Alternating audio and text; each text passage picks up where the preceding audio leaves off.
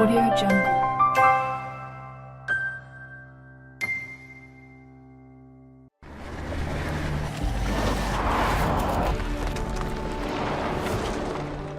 During my many years of driving, I have owned various cars with rear-wheel drive, front-wheel drive, four-wheel drive, and now I own a Subaru Outback with all-wheel drive. I bought the Subaru not because it had all-wheel drive, but because it was a nice-looking car designed for country and outback travelling, which is what I enjoy doing. But since owning it, I've been wanting to know, what is the difference between all-wheel drive and four-wheel drive? And here's what I found out. Four-wheel drive is not on all the time under normal conditions. Only the rear wheels drive the vehicle forward, while the front wheels spin freely. To activate a modern four-wheel drive system, the driver has to push a button or pull a lever to engage it. But four-wheel drive isn't meant to be on all the time, so you have to know when to turn it on and when to turn it off. But all-wheel drive is on all the time and mostly used in cars, and the computer manages the system. Just going down the highway, the system will send most of the power to the rear wheels for maximum fuel efficiency. If the road condition changes, such as rain or snow, the system adapts and evenly distributes the power evenly to all four wheels. So you have maximum drive grip with little to no chance of wheel spin. In contrast, on a normal two-wheel drive car, or even a four-wheel drive in two-wheel drive mode, the power transmitted to the wheels will always look for the path of least resistance, which is normally the tyre that is spinning and not propelling the vehicle forward.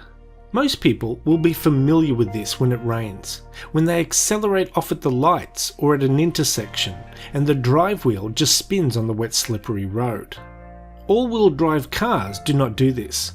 Since owning my Subaru Outback, I have never spun my wheels on a wet slippery road, either taking off at the lights or turning at an intersection.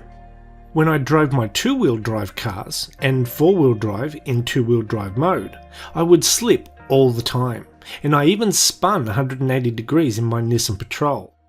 So what advantage does four-wheel drive have over all-wheel drive?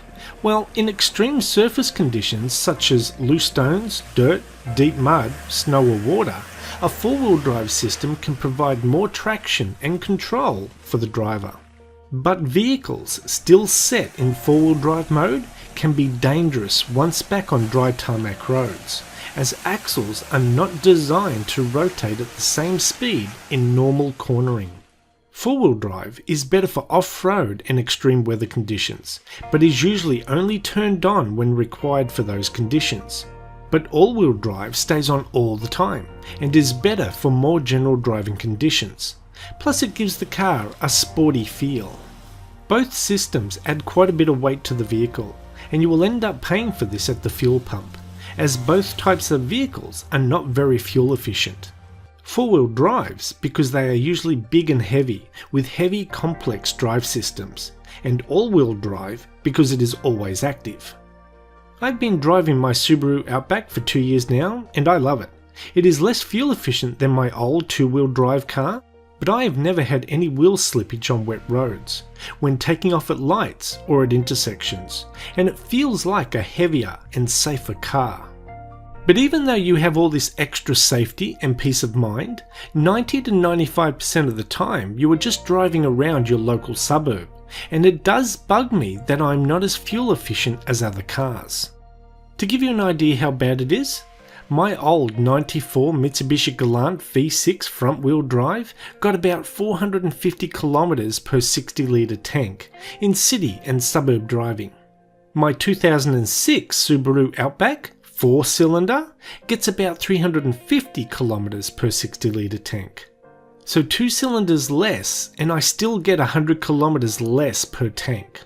It does make you think, is this constant all-wheel drive really worth the extra money? I guess it all depends if you drive often in bad weather conditions.